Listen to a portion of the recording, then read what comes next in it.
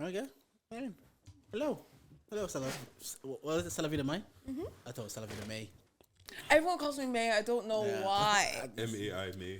Yeah. Is it? No, May's M-A-Y. It's also M-A-I. Y'all. Anyways, it's Celaviedmai. Yeah, second time here. Second time. Well, not. Well, yeah, kind of. In person, first time, but second time on the podcast. Second time on the. Well, this is the second time on Charge It. What she did it was like 3 Yeah, she was. back. This is the first That time I was charged it. Back in the Bro. day. Yeah. Back in the day. 2 days. Oh man, fuck those days. Oh my man. gosh, I imagine. hate Zoom. Zoom podcasts. nearly killed the podcast. It didn't nearly kill the podcast. You think? Oh no, for our podcast. No, specifically. it didn't nearly. It killed our podcast. Yeah, Oh. yeah. It was just it wasn't fun anymore. Yeah. Resurrection. But we're back now. Yeah. Bum, bum, bum, How bum. you getting on? Yeah. Good, man. I'm so tired. I'm not gonna lie to you. I've been busy. I've been doing loads, traveling loads, and I always kind of envisioned myself traveling, but actually physically doing it is tiring. Traveling like out the country? Yeah, out of the country, like loads. Where you been? Okay, where haven't I been? So I've been to London, Berlin, Spain, Prague. What are you doing in all these places? Just Music. okay. So I was performing and stuff. So I did loads of festivals and performances abroad. Next week I'm going to London for an award show, and then I'm going to Belgium for another show. Jeez. Yeah. Busy. No, but you know, I'm fucking with the Matrix vibe though. Hey, do you like it? What's up with the Matrix? It's cold outside. That's Yeah. why. God, I left the office at 4 p.m. and it was already dark. I was Yo, like, fuck I was like, this it's time to go shit. to sleep, huh? I hate this time of year. Yeah. Man. It's the worst. Every It's year so I wonder about this. depressing. Like I've been thinking about like actually like emigrating somewhere else warm for like the 3 months of like. Yeah, see, I'm trying to be on that vibe. Yeah. When I have enough money, I'm Cause moving no, around I'm sorry. Dark at 5 p.m. Like I left my That's house the when it was dark. That's Be the for thing. fucking real. Yeah. It's the ghetto. Literally Yeah. the ghetto. Wake up dark and cold. Go home dark and cold. Just all your Right? sunlight is wasted under the fucking guise of the white man sitting at a desk. Do you know? Sometimes I understand the people when people says I couldn't sit at a desk for a job. Those days like that, I'm like I hear it. Bro, Like, and then after that, you come outside and then all you're hearing is fucking jingle bells and all. Bro, man, oh my god, I hate Christmas. Don't even talk to Why? me. I hate Christmas. I can't. Why? I can't. Why? It's just so jarring. I don't know what it is. I can't. I But hate when I the say I'm a songs. Grinch, Yeah, that's just a Grinch I'm too. a Grinch. I Yeah, hate- I'm She's a proud. Grinch I'm too. proud. I'm a I Grinch. hate the music. I'm the Grinch that stole Christmas. That's me. I hate Christmas. I just don't like it. I feel like it's such a sad time. Sad time. It's the best Yeah, time. no. The only time I You hated like to get Christmas. drunk. No, the only time I hated Christmas is when I had to go into town. You know, when I was like younger and I was in my parents' house and I had to leave. Everybody wants to link up in town. Every motive is like, oh, there's the lights in town. you Let's go loved for a it, coffee man. in town. You loved it. Nah, that's when going. In, I like have you been Christmas in town though. that when it's that busy? Yeah. Hectic. The Bro, I worst. used to walk past down Grafton Street every fucking day, bro. I With hate those it. lights, the lights are cute though. The lights are cute. No, I don't That's like like anything about it. I don't like. The only thing I like is maybe a gift, but I like that on a regular day. So. Do you still get gifts at this? Oh yes, I do, and I accept them with my whole heart. But I still hate I Christmas. know you hate Christmas. But I get gifts anyway. So. Just because you hate Christmas doesn't mean that I should not get gifts. like No, like Christmas, love gifts. nah, Christmas for me, I think it was always a good time because I was always with like family, and it was always especially when you start them in Africa, it's like a massive celebration. Yeah. Like they're killing live meat in front of you. I know you're vegan. No, to be honest, so- in Africa it's a different vibe. But to be honest, I just like being in Africa like during Christmas period anyway, because it's a bit different. Have you gone back versus- to do your dirty December or whatever? I'm not from Nigeria, but Yeah. I haven't gone back for Christmas in a long while. I've gone like randomly summers and stuff like that. Where you But from? Ivory Coast. Okay. Cote d'Ivoire. What you want? Drunk my name. Do you speak French? Never guessed. Yeah. Okay. Where are you from? Congo. Congo. And you're Nigerian, obviously. Yeah, Deji. Oh, sorry. Yeah. Yoruba? Oh, okay. I saw a tweet recently that said a girl was saying a guy would tell you, "How do you know I'm Nigerian?" It says Chukwuemeka. Where do you think you're from? You know, there's certain things it's just like, bro, like, come on. Come on, like. Like, who you trying to front? Do you guys see Laurie Harvey and Damson Brazil? Do you think people should get off her? Like, just allow this girl? Do you know what it is? No, I like what she's doing, but it's more so that was it a contract then, or was it real, or like, what was it like? Someone said they remember Dave said they gave like 3 months contract to everyone. Literally, Bro, but he sign me can't up. even talk about it because apparently he has an NDA. Sign me up. Yeah, Sign me up. What? sign me up too. Bro, I'll take my 365 days and be happy. Yo, Oh, you Yo, do 365 yo. days? Everything. Like what? Go on dates, go Okay. on holidays. You know, celebrate a birthday, look like I'm a man in the picture. And then everybody quote tweeting Deji, act like you've been here before. If it's alright, you can act like you've never been there before. I can understand. I might not be here again. In 365 days. But on that, like, I just think people get her for pussy, man. Just let her. If you Bro, allow her, man. Who cares? She is dating the way you're supposed to date. Yeah. Like, you're actually supposed to go find what you like. Do you get what I Yeah. mean? And the minute you find something you don't like, dip. How do you Drop date? it. How do you date? same way. I don't have time to waste. I feel like, a lot of people are settling for things that they don't like, and they end up being resentful and angry, get married to someone, then raise kids, and the kids are all affected. It's just a long cycle of rubbish. So I don't partake in that personally. If I don't like what I see, I'm going. Yeah. Good night. And you date? How do you date? I don't. Well, working on yourself? Why? Yo, working on myself. Oh. Fair. See? What do you have to do? Mate, do you think you can work on yourself and date at the same time? Yes and no. Okay. Why yes? Because you get to a point of like your healing and like self-work journey where you actually have to practically apply it. Okay. So I feel like for a certain amount of time, it's great, be on your own, like focus on yourself and whatever. But if you don't actually date, you can't really figure out what your flaws are and what you actually need to work on in a relationship. Because like working on yourself all the time, that's great, that's cool, you're on your own, obviously you're going to do well, but it's relationships where you find out what your triggers really are.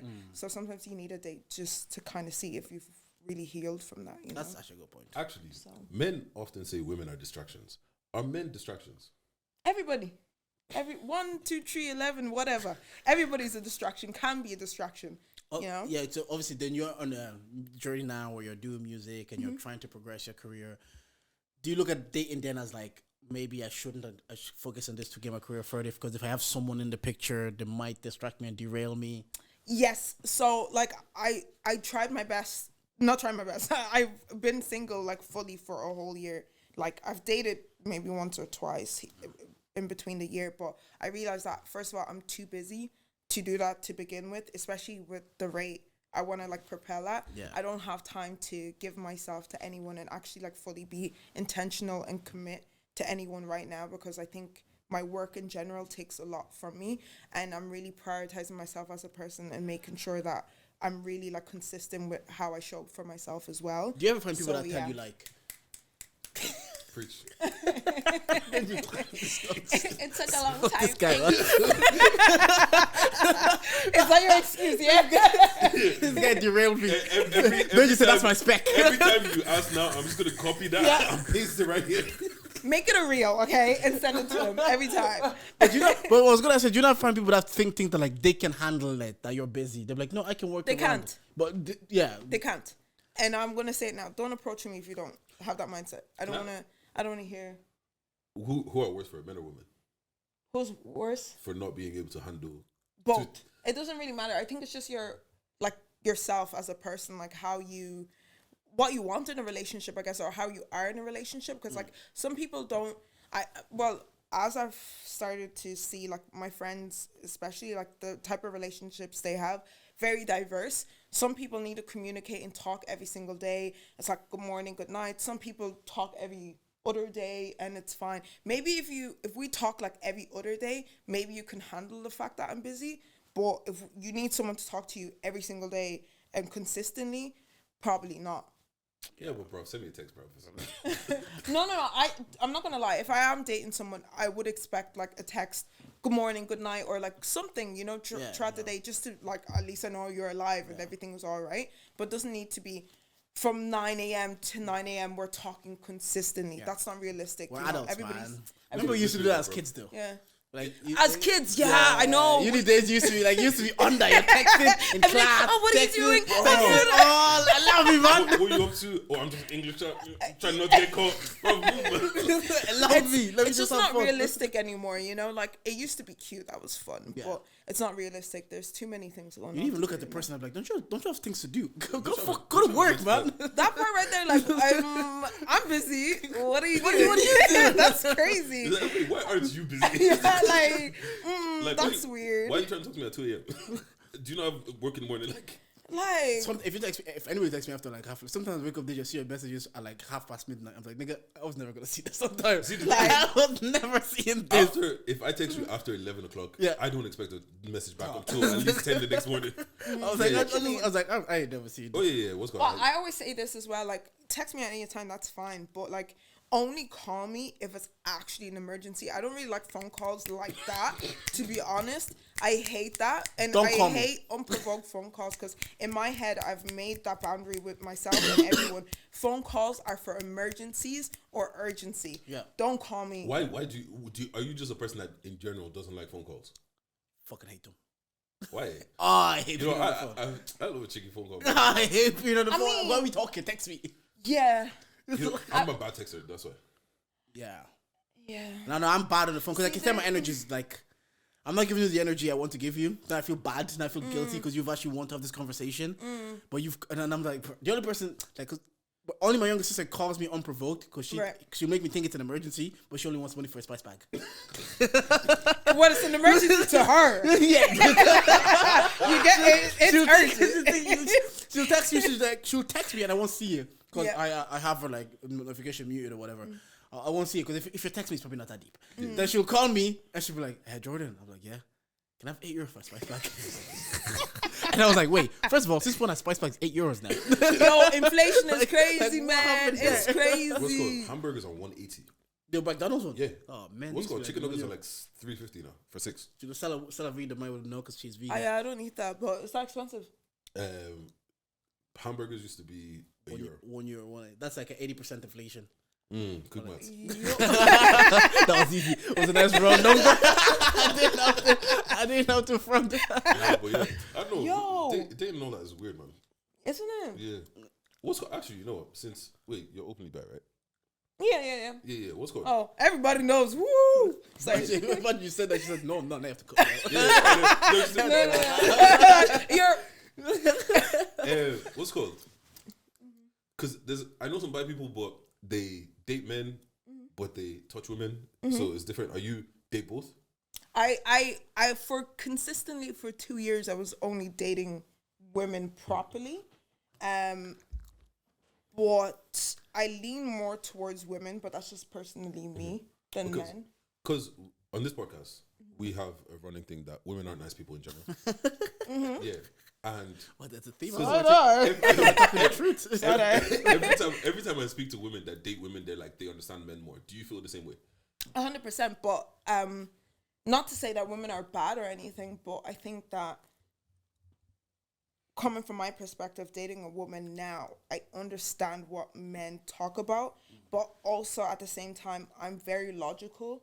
Like, I've developed like this logic where I'm very logical. Like, I don't want to say like a man, but I'm like a man. I don't want to say it, but I'm going to say it anyway. I'm not going to say it, but I'm very logical when it comes to interacting with people, you know, sometimes. So I think in that sense, I'm similar with men, the way they think that way. So women can be very irrational sometimes, and it's a lot. She said it, not me. No, not in a bad way. And I know I can be like that as well. So it's not just whatever. Everybody can be irrational, but women tend to be more irrational because we think with our emotions more sometimes. I don't anymore. I'm more logical now, and I just try and think logically when I'm talking to people, interacting with people, and whatever. But yeah, it can be a lot. The thing that you said you dated women only for 2 years, was that conscious or just who you were attracted to at the time? Or did you make a conscious decision, you know what, this is what I'm on for 2 years? I never thought about that, you know. Well, yeah, maybe then it wasn't conscious. Then it must have been subconscious. Perfect person to ask. Yes. Because there's a debate. Are there more good men out there or good women out there? Everybody's trash. that's the answer I'm gonna give y'all right now. You know Everybody's what? trash I hear because nobody's really like authentically themselves anymore. People aren't self-aware anymore. Nobody's trying to do the work. Nobody's like actually like thinking rationally anymore. Everyone's just like, well, if this doesn't fit my standard, I'm just gonna leave. You're gonna leave for everything. Do you get me? Like, unfortunately, relationships are one of these things. People, you're gonna trigger each other. You have to learn how to kind of maneuver around that. At the same time, though, in the same breath, if somebody is trash, move on. It is what it is, you know. But do there's it with sense. With sense, but there's certain things that it's just like, if you're gonna leave for that girl, you're gonna leave for everything. Like you know? there was a conversation we were having with a boy like earlier, and then we said it to him like there's a certain level of things you're just gonna have to firm and put up. Like what you're gonna get from this girl, you're gonna get from that girl. It's universal. Same with girls. What you're gonna get from this guy, and we're not talking about like every man cheat. There's just certain level of like they say men can be stupid sometimes, men can be silly, or men just whatever. Choose your favorite There's gonna be stupid, there's gonna be things that you're gonna have to put up across the board. So if that's why you're leaving here, you're going to find it over there. You're going to find it over there. That's over there might even be worse. Like, so sometimes you have to learn to maneuver. They're like, if like, this, can I overlook this? Not per se, and there's certain things you shouldn't overlook. But certain things you just have to charge it. It's really just like some things to the game. But you know what it is, as well. It's like I feel like we live in our society right now.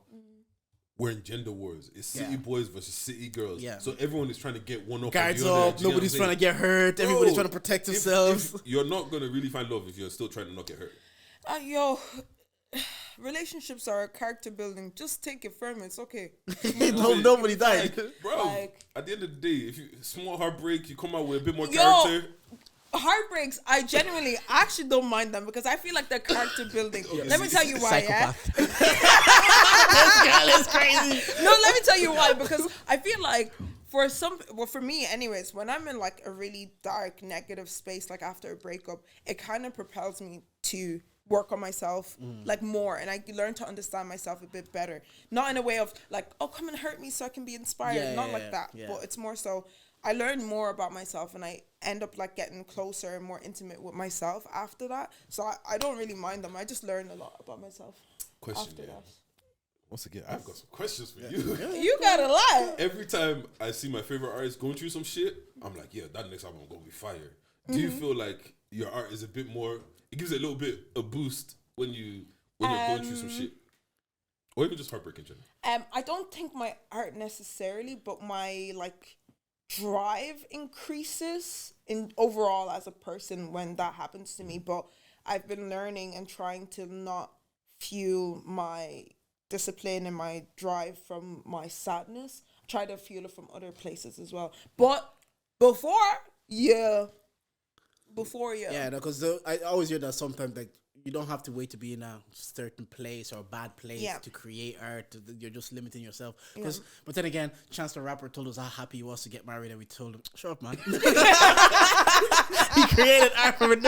He called the album The Big Day. We're like, this guy is relax. Who cares about your happiness, man? Okay, I hear that though, because Chance the Rapper was probably one of my favorite rappers back in the day. Me too. After what album was it? The Big Day. Was it The Big Day? Big Day. Oh, you're thinking of Coloring Book. Coloring Book was his last. Oh my god, that was masterpiece. But the one after that, that was The Big Day. That was The Big Day. That was the wrong day. Damn, that was the wrong day. The worst day, the baddest day, the hardest day. Yeah, he told. I remember listening to him on Breakfast Club. He said, "It's because y'all niggas ain't married. You don't understand. Been married, still a trash album." I went back to it. I was like, this album is still good music is good music because you can sing. I think Soleil put up a little snippet singing that inspired by her man. Very good. I was like, yeah, you can sing about your partner and a song inspired by your partner and it can be good. Chance was just trash. Yeah, like that's all it was. Actually, what's some good songs that is like it's not from a place heartbreak? Like Cater to You, banger. Who sings that? Destiny Child. Yeah, banger. I couldn't speak English then, Deji. I told you, my musical timeline starts from 2006 onwards. No, good night. I didn't know English. Why was everybody laughing? The Destiny Child era, honestly, I missed it. Oh, really? Yeah, because I came to Ireland in 2000. To music though? Well, I wasn't allowed to listen to music, but I came to Ireland in 2002. So by the time I learned the language and everything, it took like maybe 2 years. But let's say 2005, 50 Cent was really my musical timeline starts from there. So like the 90s, the Destiny's Child. What do you No, know? I That? can't. Wait, was it that far back? Cater to you. Because I know Beyonce was doing like Upgrade You and everything like 2006 already. Oh, Bonnie and yeah. Clyde was like It was probably 2003. like, it was probably like 01, 02, maybe. Exactly. 03, I yeah. couldn't. I couldn't. But back to your point. Back to your point. Some good songs. That come from like a good place, like a But a love lot and of shit. the 90s to early 2000 songs were from a good place. Are you sure? Yeah. What, all the things your man won't do, that's not a good place. You and Marvin Abbey love that fucking line. I mean, it's Bro. a lot from a good place from his side. All the things he's talking about treating her better. All the things your man wouldn't do, I'm gonna Bro, do. don't talk about the things I won't do with my girl. Don't do that. Hello, got your competition on the phone. We gotta fight then. Wait, what else is good? I can't think of it at the top of my head. Yeah, because all the ones that are Well, coming right to me now, aren't good. in this era. Just in general. Any era. I'm pretty sure Kanye has one. Hey Mama came from a good place. I know it's about his mom. I wanna feel so loved. Well, Halo? didn't. Halo? Top tier Beyonce. I think that's my favorite Beyonce. That's song. my Beyonce's just literally danced amazing. to my She's wedding. incredible. No, Beyonce. I think I would say Hey Mama, Halo. I'm surrounded by your arm. Yeah, that's come from a positive place. She's singing about good things. See, Nah. if I tell you songs that come from pain now, you guys will list them. SZA's whole album. Yeah, that's Sister be CTRL, talking yeah. spicy. Yo, I went to see her when she came here. How was that? Incredible. Oh my gosh. I heard the only thing I heard is the BBL was BBLing. Yo, it was wow. I was like, jeez. Everybody asked them, so how was the concert? They said the BBL was BBLing. Yo, I said, what about the music? She ate it up. Fine. Yeah. Yeah. Oh my god, she ate it up. She ate it up. And the visuals as well, like the visuals that she used for performing were just so like SZA. fairy. Like I don't know, it's just so nice. All right, let me introduce the podcast, and I have a few questions for you. We do a general quiz here Okay. on charges to the game. Wait, do you have our merch with us? You have a what? Do you have the merch with us? I have it with me. Okay. Yeah. Pop. So we do a general quiz here, 5 questions each. You Okay. have 2 lifelines. When I'm asking questions, Okay. Digi can help you out. Okay. When Digi's asking a question, I can help you out. Okay. If you do well, you win some free charge at merch. So I love freestyle. let's introduce the podcast. Over here, and do this quiz. gifts. I love kiss. Anyways, we are here. We are charged. This bang. is the podcast with the highest level of analysis the culture needs. I'm Uncle J, but you mans call me Jordan, and I'm here with. You know it's your girl's favorite voice, Big Ditch, nigga with the Midas touch. Who else we got here today? Salah. Right, so 5 questions. Will I go first? Yeah, go for it. I'm gonna go first. Nicki Minaj's debut album is called. Pink Friday. Correct. What can be found in the middle of the Canadian flag? Pine nut. No, it's a maple leaf. Oh fuck. Yeah. Dongle has a podcast called If I Speak. Who famously coined that phrase? Ooh. That I know this one. footballer man. You can ask Deji if you don't know. the manager. Oh Jose Mourinho. yeah. That's 3 for 3. 3 for 3. You want to play rough? Huh? Say hello to my little friend is a quote from which movie? The Godfather. Oh, close. Scarface. Scarface. That's close. Last question. So far, you got 3 out of 4. Ronda Rousey was a champion in what sport? Who? Ronda Rousey. Ronda. Yeah, Rousey was a champion in what sports? Sport. Hey.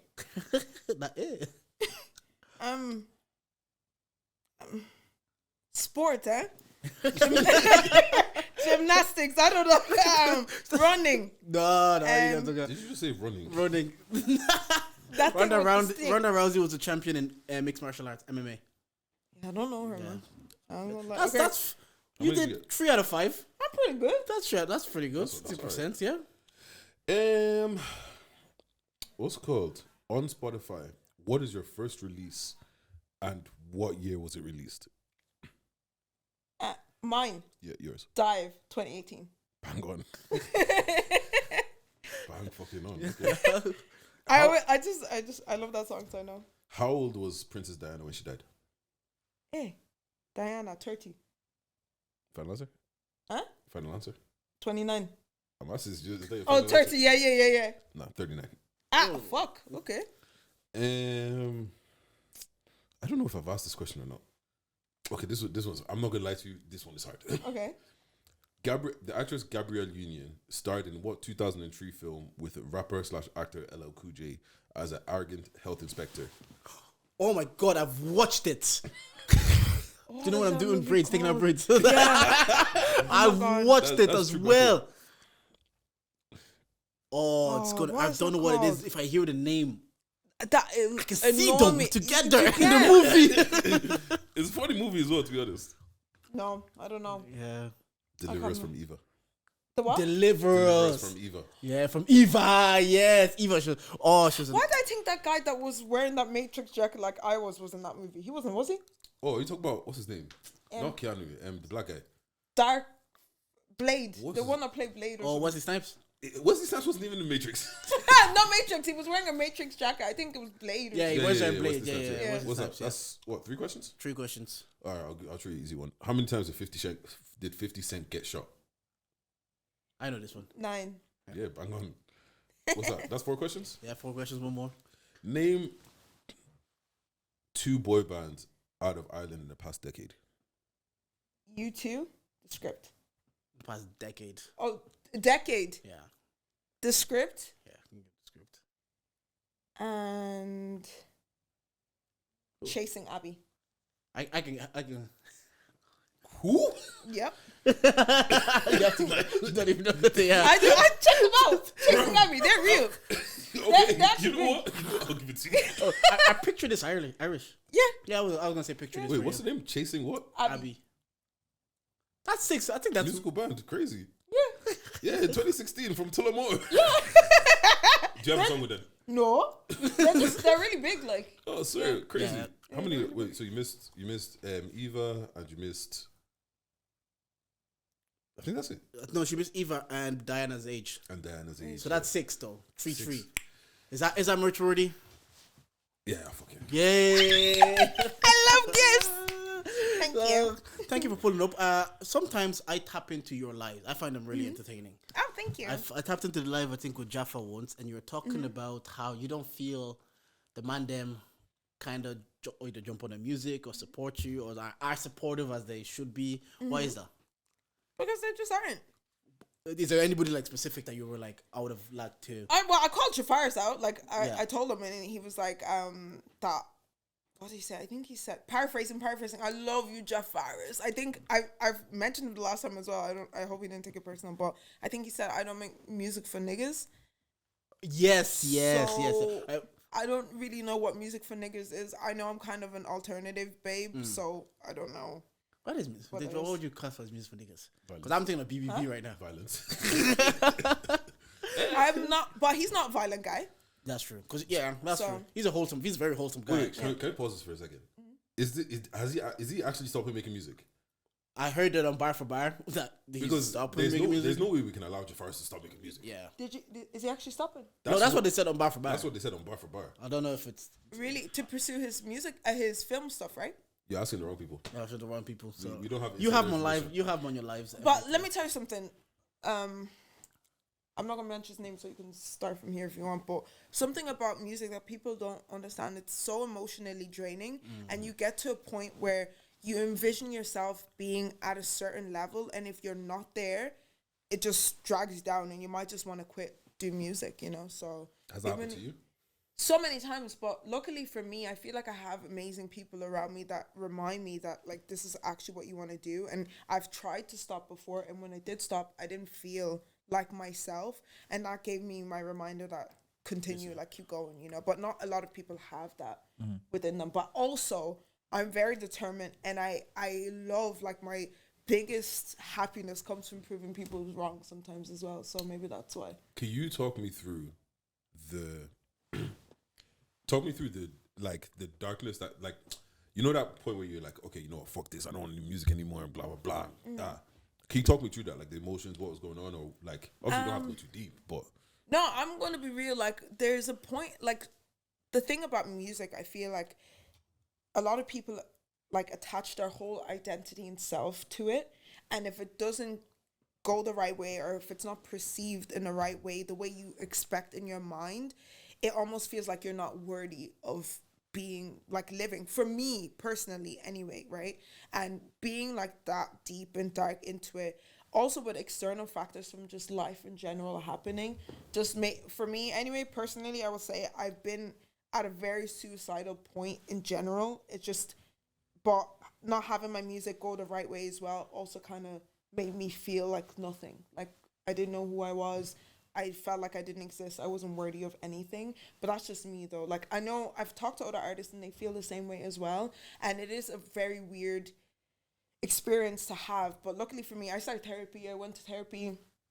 I started like talking about my emotions, starting to figure out who I was as a person outside of just Celaviedmai. Like who am I as a person overall? What are my aptitudes? What do I like about myself? What do I love about myself? What can I give to the world in general? And outside music, there's a lot, you know, there's a lot of things I like about myself. There's a lot of things that other people like about me as well. So I've learned to kind of detach my identity as a rapper from who I am as a person. It's a part of me, but it's not all of me, you know. And once I've learned that and once I put that together, I was able to kind of remove myself from that like dark place. So now I do music because I enjoy it. It's what I love performing. Like it's not even the art for me so much. It's more so just performing that makes me like real happy, you know. So the one I wanted to ask about is like you said something about that feeling of worthiness. How did you now find that? If it was like I don't feel worthy, how am I gonna do that? How did you now refine that feeling? Like, do you know what? It's bigger than music. I am worthy as a person. Do you know what? It's so random, and I don't necessarily have any tips or tricks on how I found it, but I had to spend a lot of time with myself, like alone, like in solitude, and really think about who I am and what I like about myself, and try and nurture that every single day, and just reaffirm that like this is good about you, this is nice about you, you're this person, you're this person, you're this person, you know, like in a sense, like rather than just like. Obviously, I don't have the biggest numbers on earth when it comes to my music. I don't have the biggest following or whatever, but I remind myself, like, you are a kind person.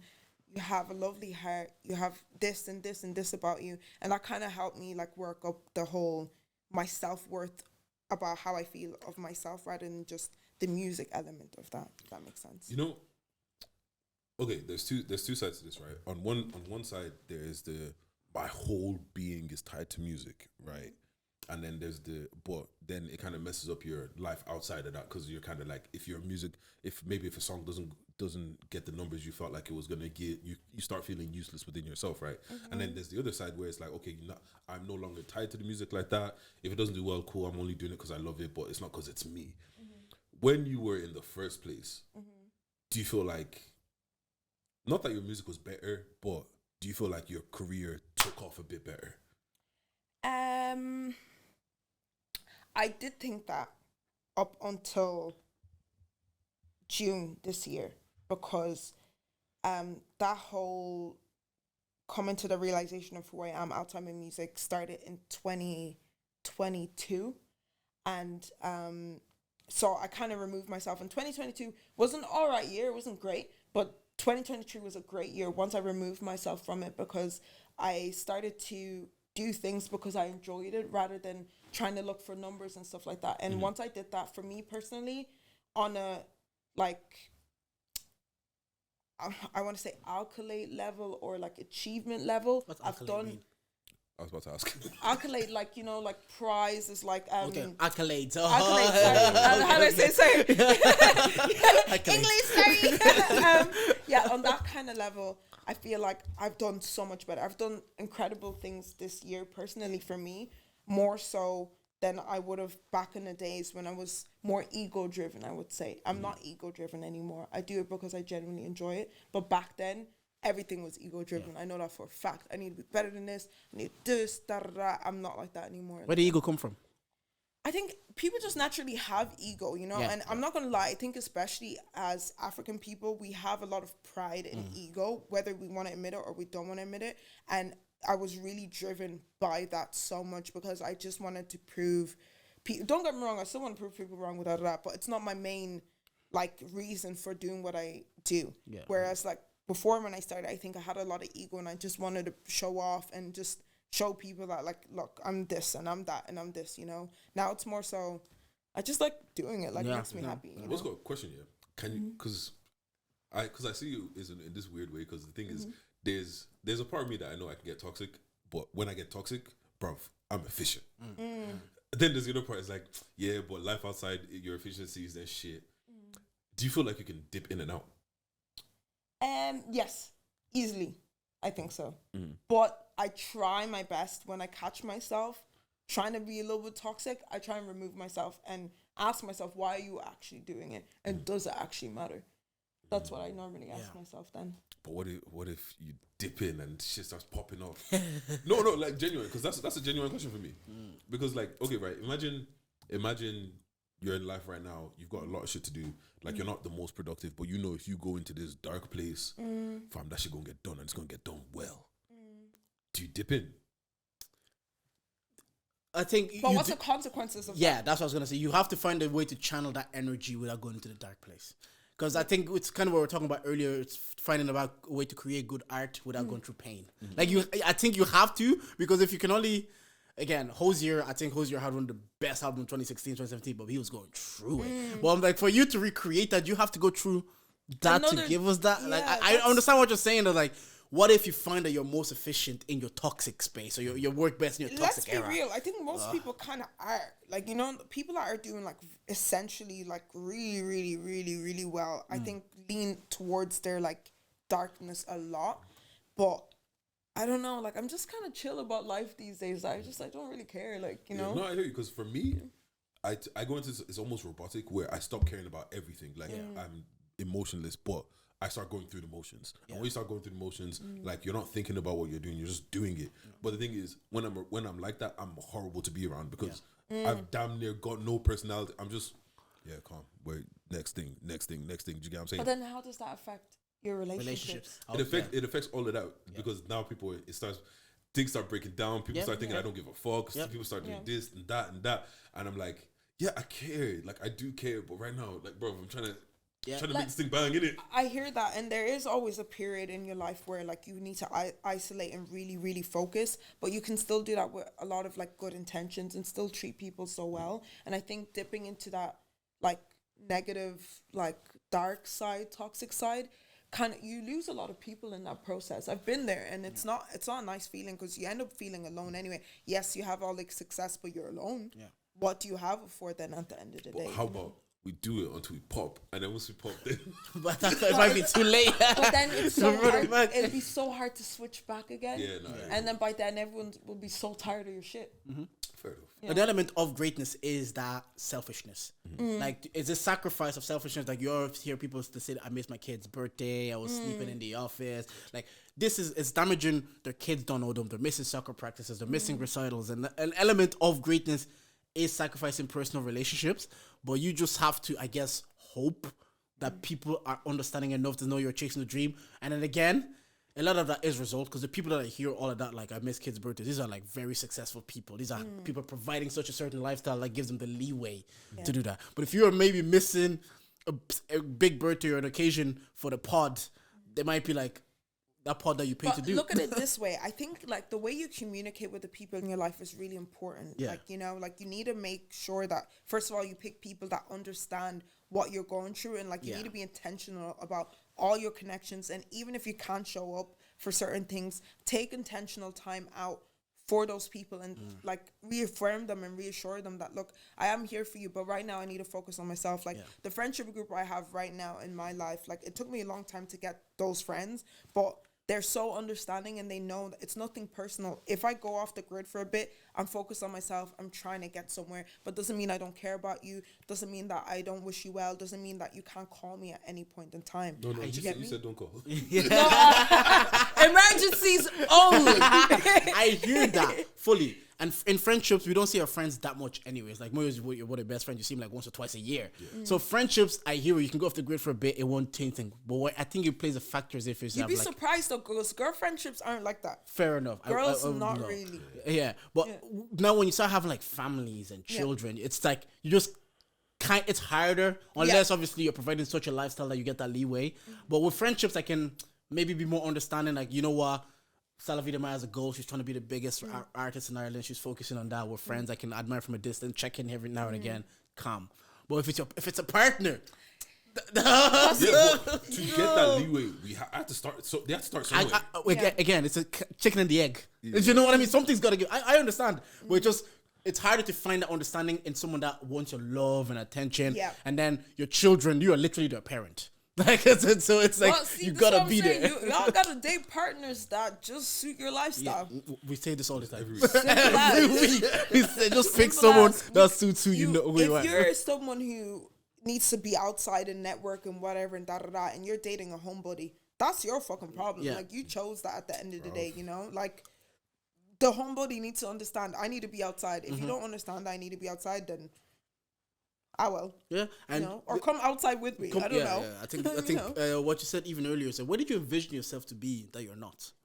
Right now? Yeah, because you said it was frustrating you.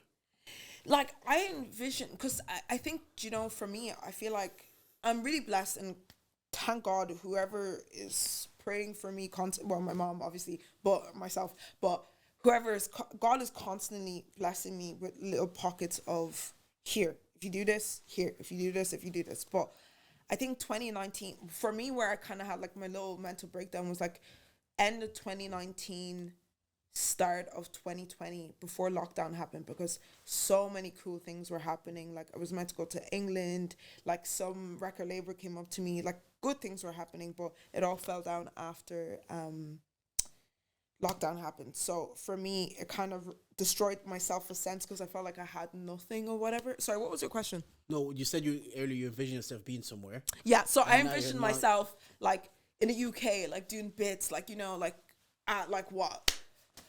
Tons of fans, like sold out shows, like, you know, then branching to America. That's like kind of like how I envision myself, you know, like international, not just in Ireland. So that's kind of how I envision myself. At this stage already, like, you envision yourself there, or are you where you? I'm talking past tense. Okay. Yeah. But now, I'm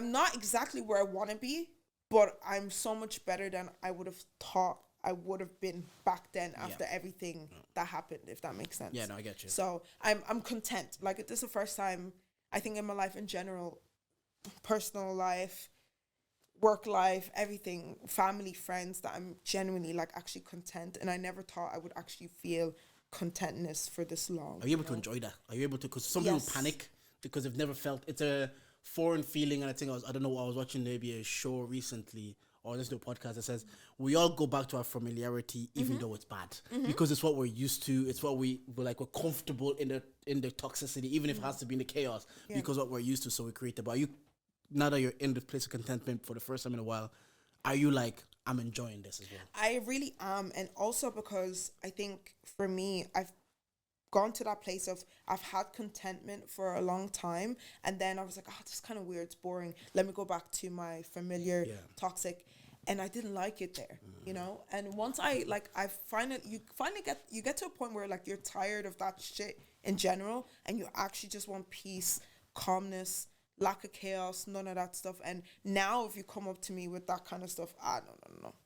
I just cut it off straight away. I really enjoy the peace that I have in my life from almost everyone, like even like on a personal level, even with my family, like the type of peace that we have now and like the love and the connection we have now is, I really value that. So I can't go back to things that make me, you know, feel. Yeah, people don't really understand, bro. Peace is boring. It's boring, but when you go back to chaos and then come back to peace again, you realize that chaos is draining. Yeah, it's not worth it. Yeah, it's so draining. How deep are we gonna go with this episode?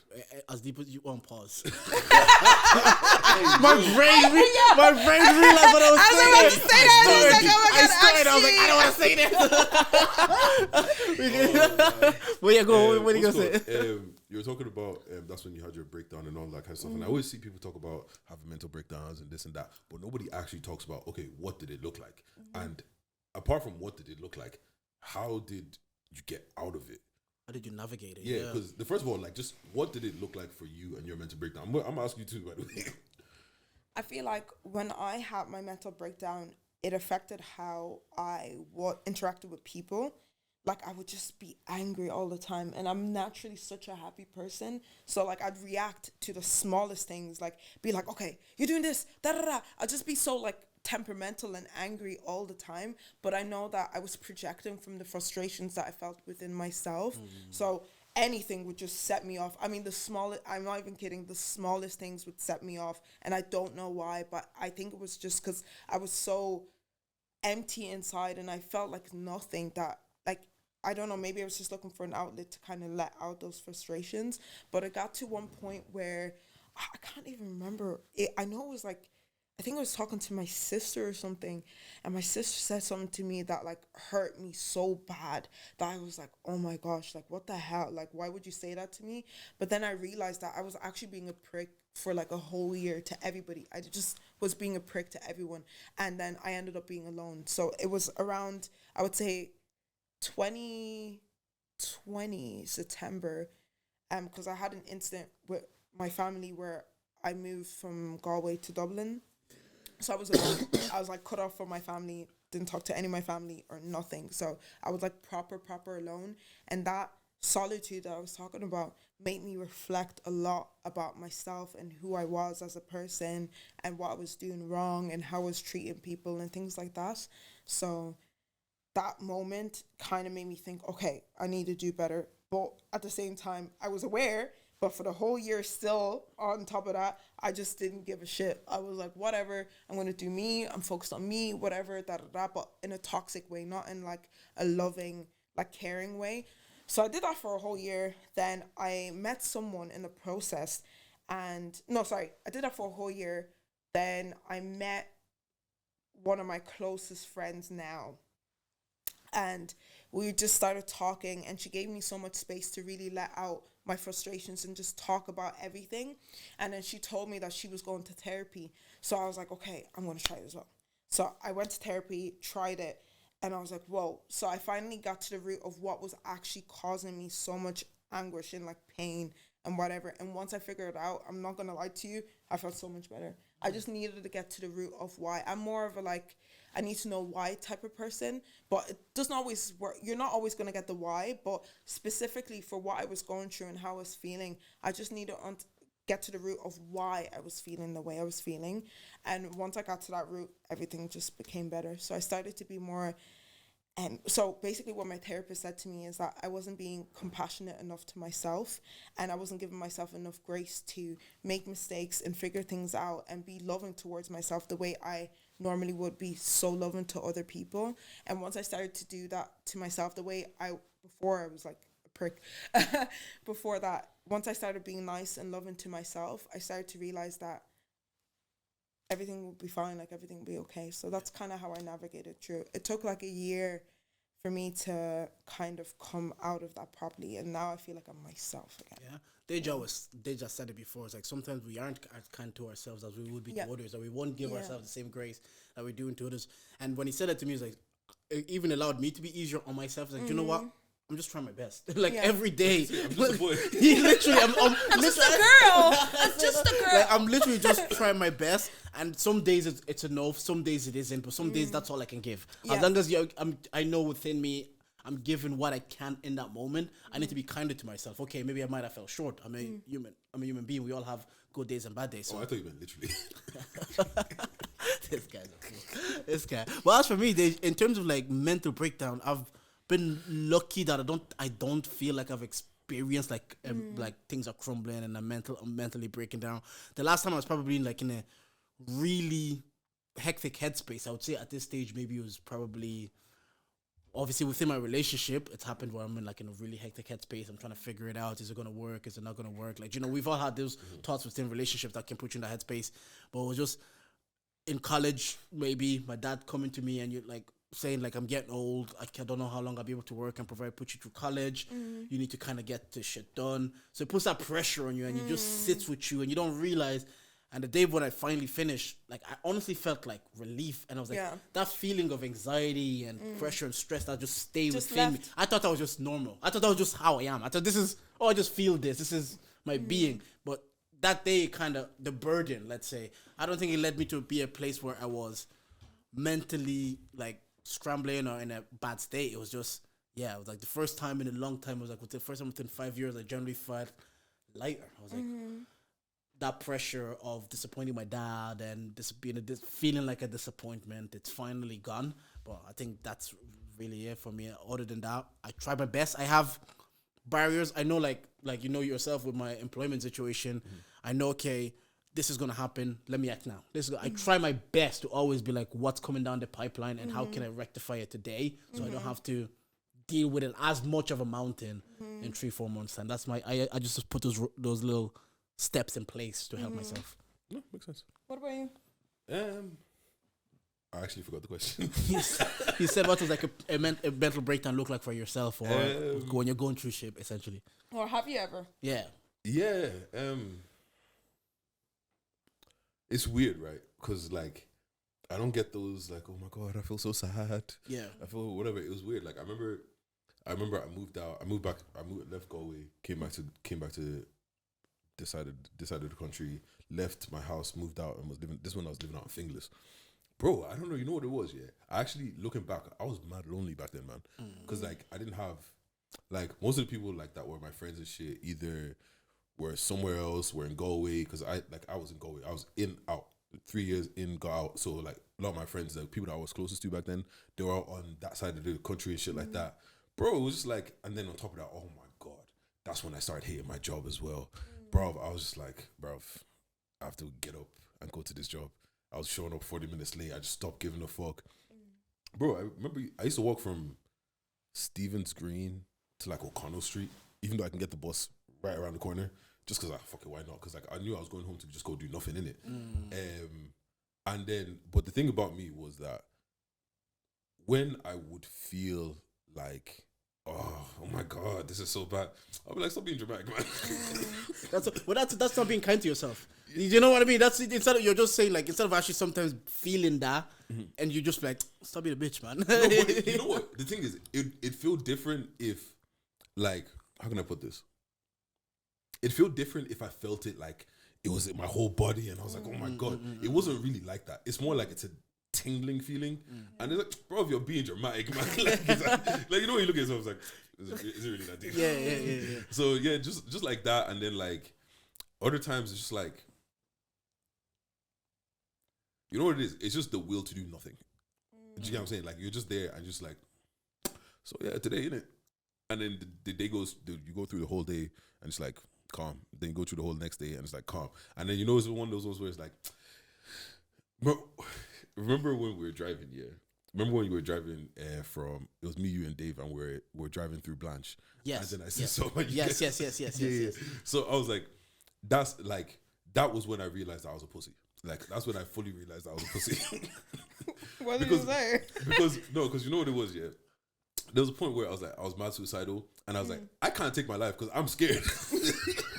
I was like, this you're a pussy. Like, I kind of want to leave, but I'm scared. That is crazy. That is crazy. But no, because that's when the thing is, when you don't want to be here, that's how you realize how safe your life actually is. I hate you that you made me laugh at this. I hate how you this guy is so silly. Bro, no, but like I'm joking, but I'm being serious. Like, bro, when you realize that I don't want to be here and you can't take yourself out, and you're like, bro, man, like just a local car, just this guy is silly. but then after a while, man, you just. But yeah, how did you get out of it? How did you? Because she explained therapy. Then she met a friend that kind of helped her guide it through it. I explained how I put stops in place. So I'm like, okay. Like, this how is did you coming get out. rid of those thoughts? How did I? And are you actually like dealing with those feelings, or are you just suppressing them and letting them sit there? Honestly, whatever works. I hear you. But the suppression is gonna come back again. Yeah, because like when you suppress your emotions like that, sometimes randomly one day you might just wake up and you just be like, "Fuck it." Yeah, but see, you know the beauty of me. You have 5 minutes. Really? Within that 5 minutes, I can feel everything, and then after that, bro, it's back to. Is it? Okay. Yeah, but like, how did I get out of that? Honestly, I can't remember. I actually can't remember. I'm not gonna lie to you. But Was it a while ago? Yeah, like, what year was it? 20. I want to say maybe 2017ish. Okay. Yeah. But like, it was just one of those things. Like after a while, you just kind of like you just start doing things. You start just trying out different things. Make sure you go out. Make sure you do. You know what? That's when, because the boys used to always be like, "Oh, yo, Deji, let's go here. Let's go here." And I was like, "Boys, I'm not gonna lie to you. I'm actually just not. I'm not bothered. I'm not down." Then they started calling me Mister. I'm not down. And then you know, after a while, they just stop inviting you places. Yeah. And then I'm like, "Hey, yo, like, bro, It's like, I know I'm not gonna come, but at I'm least never saying that. no, but like at least ask. But yeah, and then you just kind of like, I don't, you know what? I couldn't give you a thing that happened because there was a point I did try the therapy thing, but bruv, like, if my thing is right, if you let me chat, I'm going to direct you away from this conversation. So me and this guy are chatting about movies and shit. Like, we're just talking about, oh yeah, this movie was class. You see that, yeah? And I was just like, bro. So it was like, what's the point? But do you know what? What I didn't know, because I stopped going to therapy because I felt like once I've kind of discovered what I needed to discover, I was like, whatever. I can self-soothe. I can like be there for myself now. But there's different types of therapies as well, because I did try like.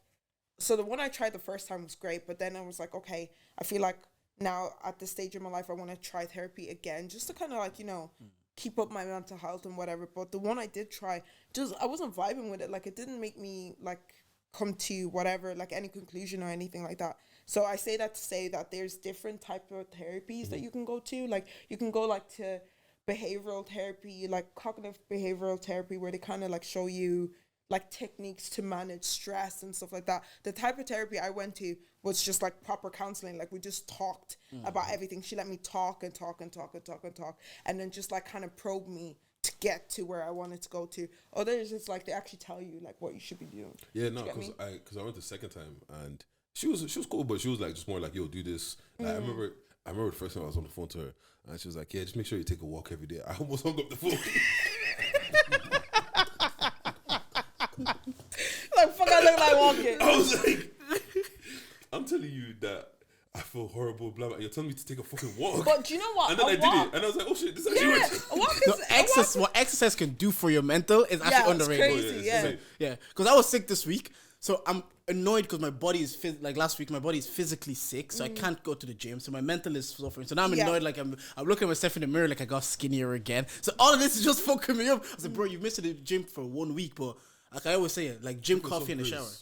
You know, I should give myself grace. But like gym coffee in the shower really makes me feel good about my day. It really makes me ready. Like, yeah, just that bit of exercise. So I think I know, like they used to say, just before you're thinking of doing anything, just get a 6-pack first. I know people hated Andrew Tate for saying that, but the message was work out. Like, do exercise and see if it makes a difference to your mental health. He was just a bad messenger. Like, his delivery and everything was awful. But no, exercise actually helps. He's not wrong. No, exercise is like, yeah, if you do exercise, if you feel good and you look good, people that generally work out, the studies show is they feel better about themselves, their mental health is about something. They go on a walk, even if they go gym. But some people, they put times out of the day to go walk around their estate, get that fresh air, come in, and they feel better. Yeah. Question for you: do you feel like going to gym has made you develop body dysmorphia? Yeah, 100%. 100. I missed the gym for a week and I feel like everything was gone. I was looking at myself because Mommy, who am I? I was looking at the pictures at the baby shower and I'm like, why do I look so skinny, man? I probably don't look different than a week before. Exact same to me. But see, body dysmorphia is so mental. Like, it's so fucked. Like, you can't even explain. Do you have body dysmorphia? No. Probably, yeah. Okay, maybe everyone does. Like, I did anyway. So my journey is crazy because I went from, like, I've had so many eating disorders, but I think it's just more so because of people, like, perceiving me. So I felt like I always had to, like, look a certain way. So I went from, like, I think it was, like, 110 kilo to, like, 69. So I was very slim. Like, I was really slim during the lockdown. Then lockdown ended. I was still kind of okay, but then I got sick. So basically what happened to me on my birthday this year, I had an allergy to henna, right, on my hand. I don't know if you see it there. So I had an allergy to henna and I had to go on steroids, and I've been on steroids for like 6 months or something. So my body changed again. So that body dysmorphia was fucking crazy for me, but I'm off them now. So it's cool, but you kind of have to adjust a lot to that. I hear that because you're doing like a fluctuation of like 110 to 70. Yeah. Like my one is like I just feel like my gains are gone. My body. I just feel like my gains are gone. But no, that would definitely mind fuck someone. If you're seeing your body change that drastically in such short spaces of time, it's 100%. But like I hear that, but like a lot of guys, I feel like have body dysmorphia, but they don't really talk about it openly. Oh, guys get shamed about talking about everything. They'll tell you as a man. Oh, yeah. As Go a to man. the gym. If you feel that way, don't just work out. Because you know what it is, yeah? It's a safe space here, guys. By the way, Safe-ish. No, with me. You know what it is, yeah? Like, because for some people, I'm like, some people I know that has never been happy with their body, yeah? But if I tell them to look at a picture from them 2 years ago and ask, would you take that body now? Yeah. They'll snatch it. Yeah. And it's like, back then, you were happy with that. Yeah, You get what I'm saying? And it's just like, bro, like, at what point, because, you know, now that I say it and I think back, yeah, actually, I did I think I have had body dysmorphia for a long time. But, you know, as a man. You're going to say it to you, that believes you, man. Just work out. Actually, since we're going all deep and shit, what's called eating disorders? How did you get past that? That I'm not 100% past it yet, if I'm being very honest, because it's gone from like the time I was very slim, gone from like anorexia to bulimia to kind of stopping, and then going from like binge eating. So it's been like a mental fuck for me for a very, very long time. I talk about it openly all the time.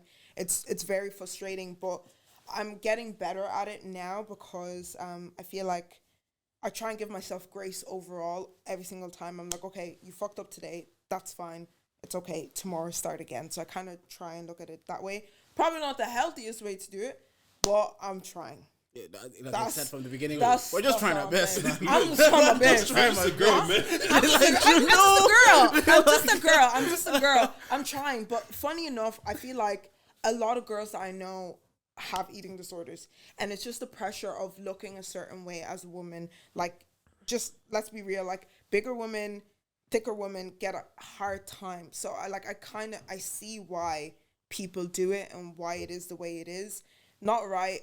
Like, try and have more compassion towards women, like especially women that are trying to, like, you know, slim down and do whatever. But it's hard. It's tough. Like, there is a society standard of beauty, and if you don't have that, sometimes people just take drastic measures to get there. Because the thing is, like, I feel like before speaking to some people, once again, I thought it's just things I saw on TV. I didn't know that it existed. Yeah. And you know, in school, they would teach you, oh, this and that. And I'm like, nobody actually does this. No. And then finding out, oh, you do. Oh, you do too. And I'm like, for the amount of people that I have come across in life that have had eating disorders, like some people I know is like, bro, they have one meal and they feel like they're fat.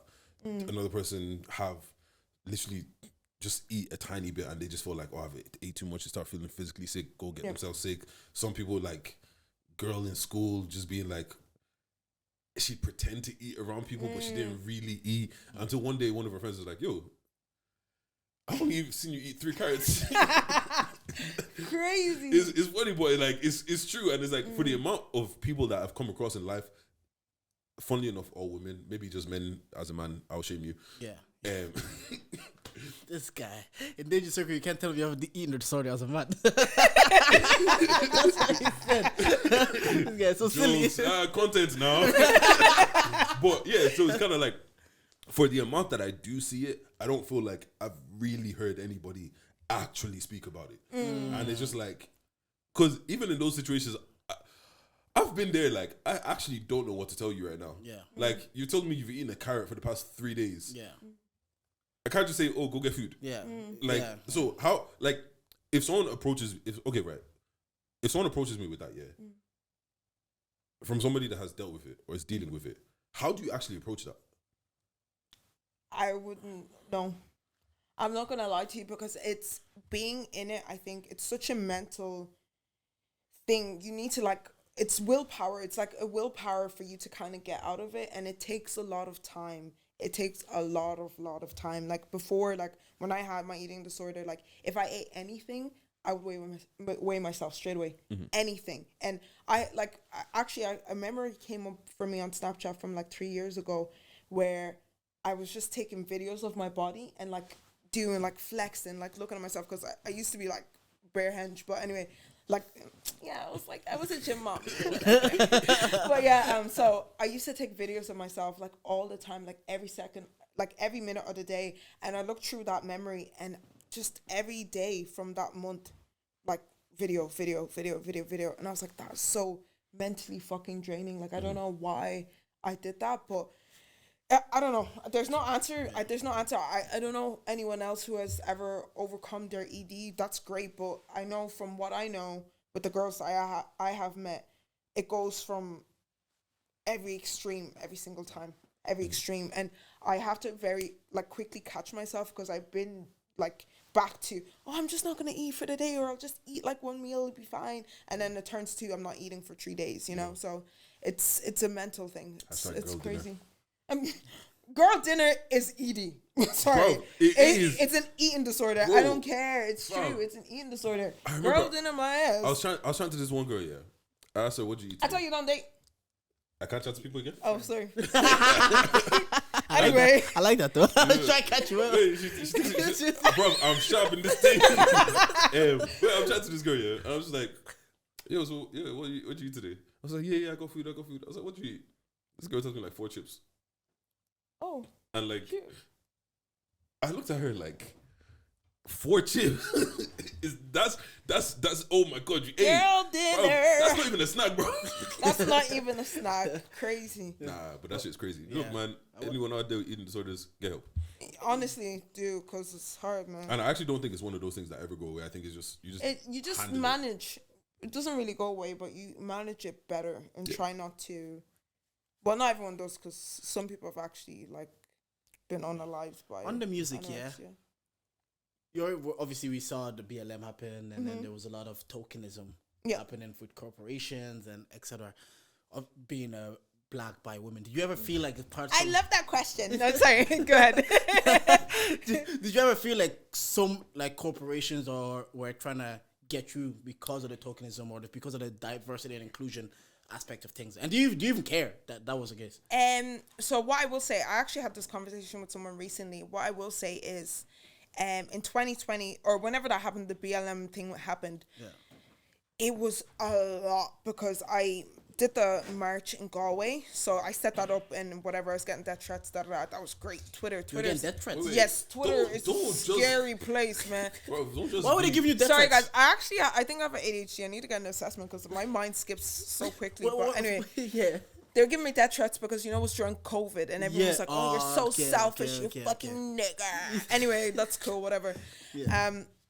But during that time, I started, like I said, my awakening and that awareness and whatever started. I started to realize that if I jump on this wave, I could be like a superstar. Like, I could get into those places. But I started to realize that what's going to happen is they're only going to ask me about racism. It's not going to be about my music. It's not going to be about anything outside the fact. Instead of yes, musician. I'm not a fucking activist. Don't ask me no nigger questions. I don't care to be asked those questions because I can't. My personal use. Do you get me? Like, I experience this every single day, but I don't have not factual knowledge or numbers or anything. So you're asking the wrong person. There's people who are activists. I can only tell you my own life experience, but it gets to a point where I'm tired of talking about it because let's be real, you're not going to do anything for me. You're not going to do anything about it. Don't talk to me about it unless you're actually trying to help me and my community.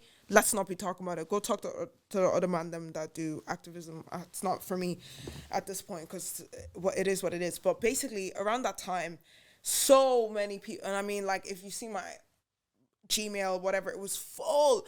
Hey, we want you to do this, da da da. And I'm like, oh my God, this is really cool. Oh, also, would you be able to talk to us about BLM, da da da da da? We want to show that we care and we want to help and diversity. I was like, shut the fuck up. Like, y'all niggas don't care because, like, when we used to live in Galway, there wasn't even one nigga working in Pennies. And not to say that Pennies is a life job. I was looking for a job. I know, remember, you say this all the time. You're looking for a job in retail. They weren't hiring nobody there. So let's be so fucking for real. Except all of a sudden, they just got one job and he was looking fly. No. He was working in one of those other places.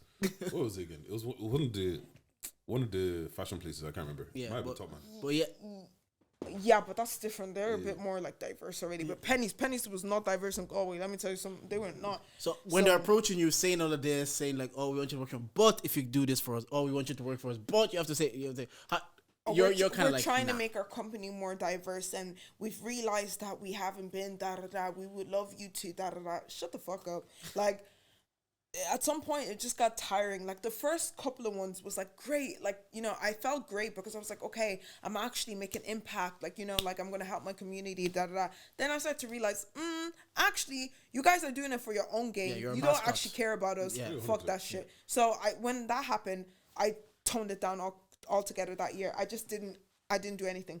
And I got loads of opportunities. I'm not gonna lie to you, I could have blown up in a different type of way, but just for my own integrity and morale, I didn't do it because I didn't want to be known as the activist rapper.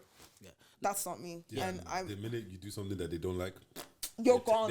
Once you're there, if you let them build you up, they can take it away from you. You become the token nigga, and I'm not a token nigga. Like, let's be sorry, I'm very like direct as a person, and I know that kind of has halted me in certain opportunities because I don't sugarcoat things. I'm not about that. I believe in equity. I'm very fair in everything that I do and say and whatever. But when you're a token person, you have to act a certain way, and it's so not authentic. It feels weird. It feels disgusting. And there's certain spaces that I try to navigate in, but it feels so weird, and I just don't go. Like, I get invited to like some cool things where I'm just like, I'm not going because I don't have time to be like, oh, like, no, I'm not. Yeah, but how much of it is playing the game though? I hear that, but there's certain things that I feel like you can do and play the game that where you can still be authentically yourself, and you don't necessarily need to be the token person. Do you get me? Like I know enough now to know when it's beneficial to kind of play the game, but there's certain instances where it just doesn't. It actually halts you from actually just being an artist. You just become the person that they call every time they need someone for diversity. Not because they actually care about you, not because it's actually going to give you a platform or nothing. They treat you like Mariah Carey. They'll put you on ice, and then October comes, they'll defrost you, parade you around, put you back in the freezer. I'm not the person. Don't call me. Call me. Because even under like BLM kind of, I wouldn't say it's like, it opened my eyes to like people that were sharing the post. Because recently, obviously, everybody knows what's happening in Israel and Palestine. But Congo? Even like, you know what I mean? You sure? So my Muslim friends were like, you man's like, my black friends are saying, my black friends are not sharing this. You guys are not talking about Israel and Palestine. When it's BLM, you guys were in the forefront. Someone said that to you? Yeah, of course. this was the conversation. But I said it to them. I was like, I know, like, once I share it, I just share it and I go back and live my normal life. I do. It's like, I feel like I'm doing it for self-appeasal. Like, I feel good about myself. Like, oh, look, I'm sharing. So I get their point. They're saying that, like, if humans share things that are unjust, why are you guys not sharing this? But after that incident to you, there's such a fraudulent feeling about it personally that I'm like, I will share this, or I'll see people that will share it, and I know they're not about it. They don't care. They've shared it to look good in front of their followers. See, I saw that, and I was like, I don't want to be that person. Yeah. I don't want to be the person now. I'm sharing, but after I shared that, what was the real cause? Again, that was the back and forth I had with my friends, and I was like, I've seen it from that side where I feel like you're using BLM to look good. I feel like you're using BLM to look a certain way, or the tokenism, and this is your way of looking like I stand with you. But for the most part, you don't really care like that. It's not that. Most people use that for their own personal gain. I'm not, like, genuinely, like, if I say I believe in something, you're going to see me stand somewhere like where it's supposed to be at. If I know personally that I'm not going to be standing and fighting for something, I'm not going to share. I'm not going to do anything. I just won't partake in it because it's so fake. Like, I know people are always like, to artists or people who have a platform, oh yeah, but share because you have a platform and other people will see it. If I don't believe in something, I'm not going to share it. I'm not going to lie to you because it's fake to me. Do you get me? But on the Israel note, I did share that, and I genuinely have a lot of empathy for people. Sorry, not Israel. Jesus Palestine. Christ! I know what you mean. Israel Palestine. The Israel Palestine thing. Sorry. I did share it, but at the same time, in the same breath, I'm going to go to the march. That's the type of vibe that I'm on. Do you get me? Like, I'm not just gonna share it and not do anything, you know. But and I hear you. Like, if you're not actually going to partake in it or do anything, don't. Do you get me? And it's fine. Yeah, because I don't. Like, if I'm being completely transparent, because I genuinely don't really post. Jordan tweets sometimes, like, me and my brother, the only time you see us talk on our stories if we're trying to sell tickets. Apart from that, I don't post. But the thing is, like, obviously I empathize with Palestine and and everything that's happening and stuff like that. Of course. But I caught myself. I was about to, but then I was like, why are you just posting this because everyone's posting it? Yeah. Or it's like, it's not that you don't care. Like, I do care, and like, but what's my post gonna do? Yeah. And as soon as I finish posting, what am I gonna do? I'm just gonna go move back onto the next thing. Yeah. And you get what I'm saying? And it's like, because the thing is, I'm not gonna post everything that I see. Yeah. Am I just gonna pick the most thing that's like, oh, I really support, or everyone posted this thing, let me post this thing as well. Do you get what I'm saying? So it's kind of like, I'm always in between two minds about it. Like, same. That's same. On one hand, because the boy that said that, from his point of view, I fully get it. Like, yo, like, at the end of the day, all of us are kind of powerless in this situation, and it's just to show, like, okay, this was happening, and so they can't, bro. First of all, we're going to talk about Israel and their propaganda, because, bro, these men are doing thirst traps as propaganda. Okay, have you not seen? Did you see that picture with the blonde hair, blue eyes lady looking up? I was like, what's going on? I'm just like, this is your propaganda. There's a picture of, like, some real pretty white lady, green eyes, looking up and dressed as a soldier. I'm like, stop this, man. And it's taken by like a professional camera and everything. Bro, like, allow me if this thing. Using AI to try and you know you're down bad when you're trying to use AI to do propaganda, bro. Crazy. Yeah, but like, so it's just kind of like, it was one of those situations where I'm just like, I don't know if, like, I think I might have ended up posting, but I don't even think I did, because I'm just like, it makes me feel like a phony. That's it. I'm the same. And that's fair. Yeah. Like, you know. Can I ask though? Do you guys think if there's something happening in the world, whatever, if it's #MeToo, BLM, Israel Palestine, if someone doesn't share that, do you then look at them funny? Like, do you then kind of be like, why aren't you sharing? I wouldn't even notice that you didn't share. Yeah. That's the thing. I wouldn't notice it, but see, I'm really about, like, I hate calling myself this, but I'm a justice warrior, right? Yeah. Like, even if I don't necessarily share anything, I donate. Like, you know, or I show up to the march, or I do that kind of stuff, because I do care. I really care about people, and I care about people's well-being. If you don't, and if you don't have empathy for someone, that's you. That's a you fucking problem. I hope you heal, and I hope you end up, like, caring for people, you know? But, like, I just realized that people are different, and it is what it is. And if we focus too much on the negative, we're not focusing enough on actually doing what's right as the powers that we do have as people who are empathetic, you know? Yeah. So just focus on that. Focus on sharing love and being a kind person. That's all you can do. Yeah. And 25th of November, you're starting a tour. Music Get tour. Your tickets now. Where are you touring? So, where am I touring? Galway? No, sorry. Dublin, Cork, Galway, Limerick. Okay. And how did that come about? Yo, I don't know, man. They called me out and said, yeah, let's go, man. It's kind of cool. Shout out to MCD, man. Thank you so much. How does that make you feel looking back? What, 5 years ago? You're thinking, right, I'm this, I'm going to be this, I'm going to do. And now that, granted, you might not be where you envisioned yourself back then, but it's like you can see that, before the journey, the path might not have been as clear, but it's clearing up. You're starting to see the footpath a little bit. Yeah, you're going. How does that feel now? Like, that's because people have shows, but tours is different. Yeah. And it's so cool that people do. I think, like, I do. Gliders did it this year. Now I'm seeing you do it now, so it's cool to see. Like, I think Cello did one as well. So Irish artists are doing tours of, like, Ireland. I was like, man, this is.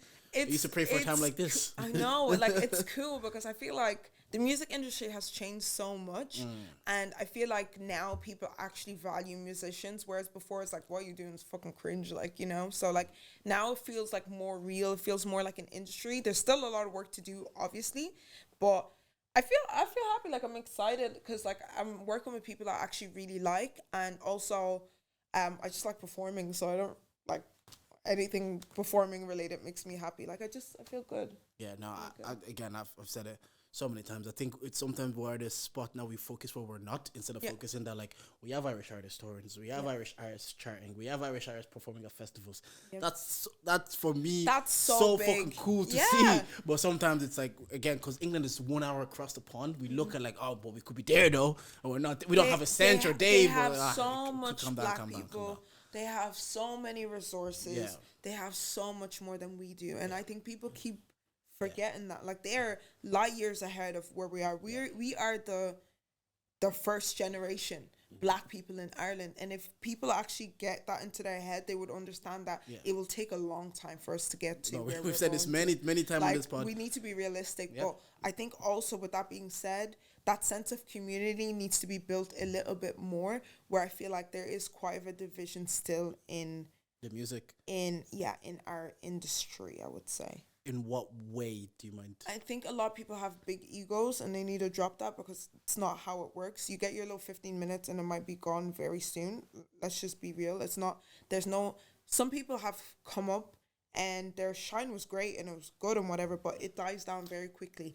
And I always say this, your 15 minutes is not always going to be like so long. It might be like, a year of greatness, and then you're back down again, and then now you want to kiss everyone's ass and whatever. But if you think about it, if everyone who had their 15 minutes picked everyone up, it would be more there, if that makes sense. I know that might not make sense to a lot of people, but there would be more of a caliber, and there would be more consistency and more of a standard. But it just always feels like it's going like this constantly. That's like actually true. down, It does feel like there is peaks and valleys, doesn't it? It feels like we had the Air Squad, it went down, then we had the AV9, and then they came back, and then Salo and Gliders are bringing it back up. Then they're definitely doing on tour now as well. And so it's like, there is like peaks and valleys. Because we're not that connected. If we were more connected, there would be more of a consistency of things happening. But I will say, like, I feel like Gliders are doing an incredible thing. Like, I feel like when I look at Gliders, they have like their own community, and they really have a community, you know. And even Cello, like, I think he got today. Yeah, shout out Cello, man. Rio Ferdinand. What the fuck? Rio Ferdinand Foundation. I saw that. I was like United fan.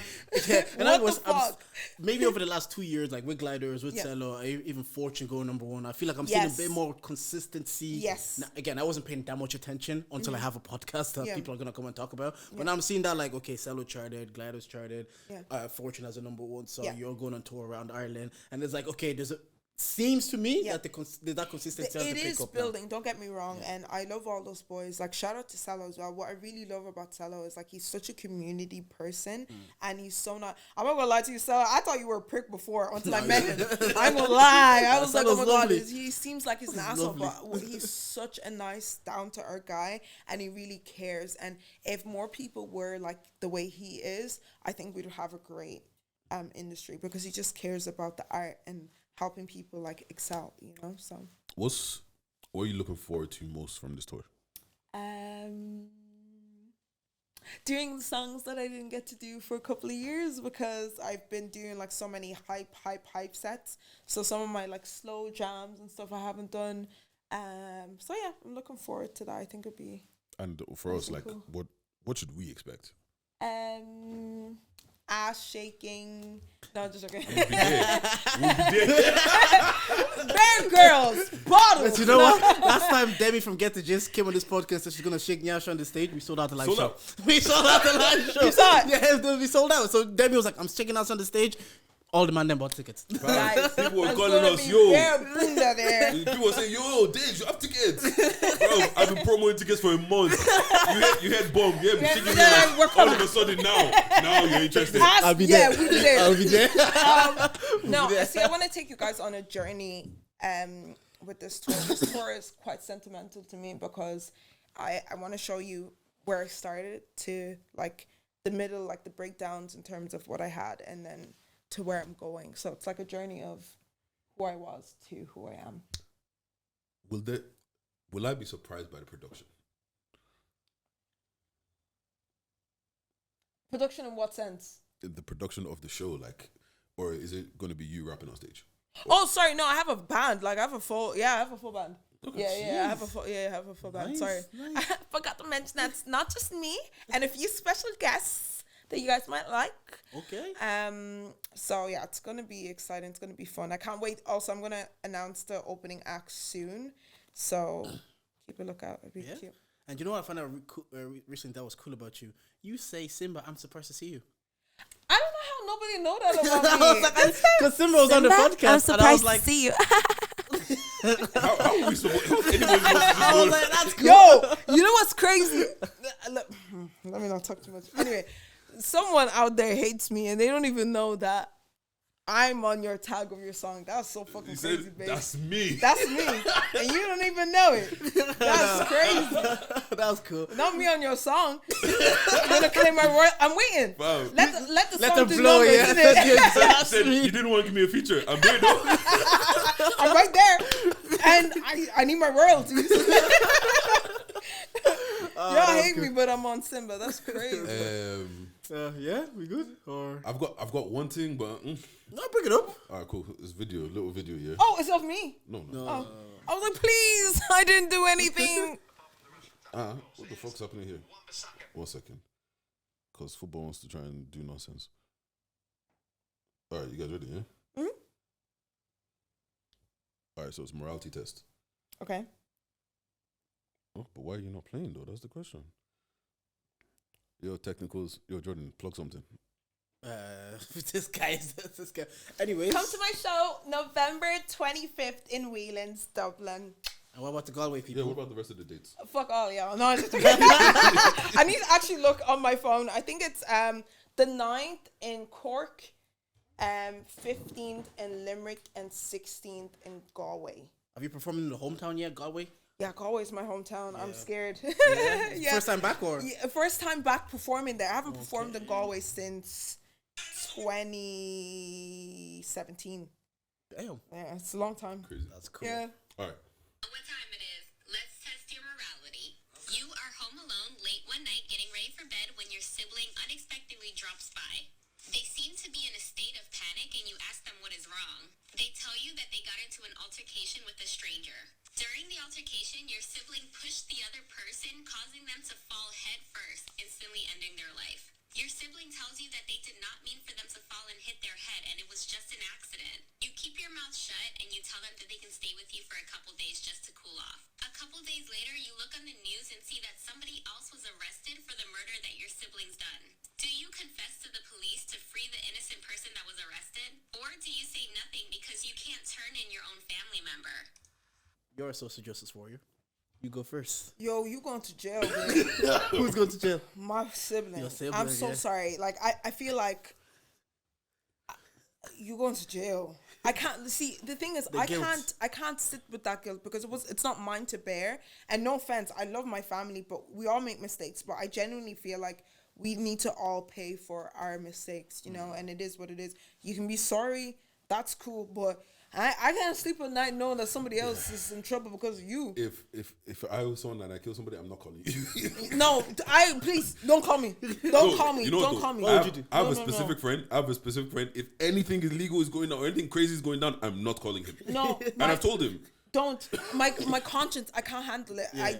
I don't like to know any bad stuff, nothing, because I overthink it a lot and the guilt eats me up. That's why I'm always like, if it's a secret that you know that nobody should know, don't tell me because I should know these things. You know what? I like that. Wait. Don't. What if your friend? This is different, Jack. Your friend cheats on her husband but tells you. Are you gonna tell the husband? I won't tell. Okay. But She'll tell you to tell.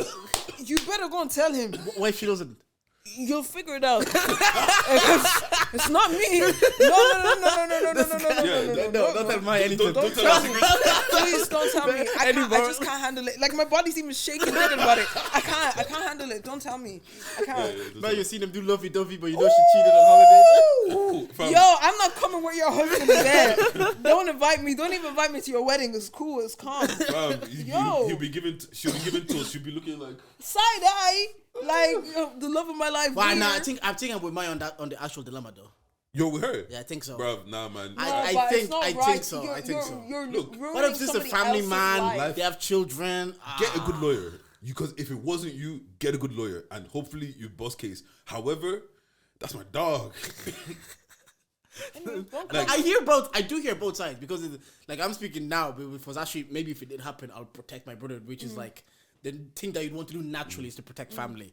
But talking about it, just like this guy, his life, he didn't do anything. Sometimes you have to charge and pay for what you did in life. You ended somebody's life and then you're ruining somebody else's life who's in jail that didn't do anything. That's crazy. Double homicide. That's too.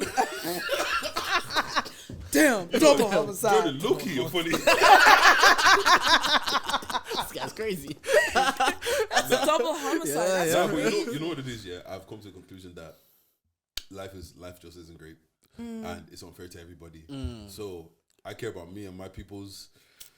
Outside of that, I can't care about everybody. Yeah, so if that day is unfair to you, then it's unfair to You you. can't, You but gotta charge it. oh no, I don't know. I really believe in justice. Like I believe in like what's fair is fair, and if you kill someone, you gotta pay the price. The thing is, I want to believe in that so badly, but I can't. Why? Because, bro, how many people kill people and get away with it scot-free? You see, if he just killed the person, yeah, and nobody else got arrested, you can kind of be like, calm. Yeah. Are you sure? Because Calm. she will drag you by your collar and take you to the police station. Like, do you know that period? It's like just stay there and cool down for 3 days. If 3 days pass, nothing happened, I can be like, yeah, go on. But if I just saw like some guy, college student, whatever, I'm like, brother, this guy doesn't deserve This is why you don't watch the news. This is why I don't watch the news. This is why I don't find out. Because, brother, but you know what it is, yeah? Once your brother tells you that, do you know, I've gone through like a pregnancy scare. All you see now is pregnancy tests and everything. Like, you don't watch the news, but if the minute your brother tells you that, you just be scrolling, you see it. Your mind will just attract yourself to it. The thing is, but you know what's going to happen is, there's going to be uproar. Everyone's going to post your picture, and I'll post it with them. That's it. But I can't send my brother to jail. No, if nobody got arrested. No, but when the person gets unjustly arrested, they'll post about him. They'll do social justice warrior. I'll be with them. I'll post it. I'll post that one. I'll post that. End this podcast. And that's it. Nah, but you know what? Because I can't. Like, you know what? If he did it on purpose and he killed that person on purpose, you can go. Accident, it can happen. No, I hear both sides. Your natural inclination is to Tell. protect Tell your them people. family. See, don't call her. Don't call me. If you're doing anything illegal, make sure Maya's not around. Don't even, please. Because also, to be honest, I don't really know how to lie. Yeah, when I lie, like my voice goes so high pitched, it's actually ridiculous and it looks stupid. Like and I don't know why I can't. That's what I like. Even when I used to lie to my parents just always knew because I'm like, Right. so awkward. Like, Yeah. That's it. Mike, thank you for pulling up. If you ever want to pull up and have a chat with the boys, always make sure you guys comment below and say you want me as a guest. There As you always. go. And I'm other than co-host. that, okay.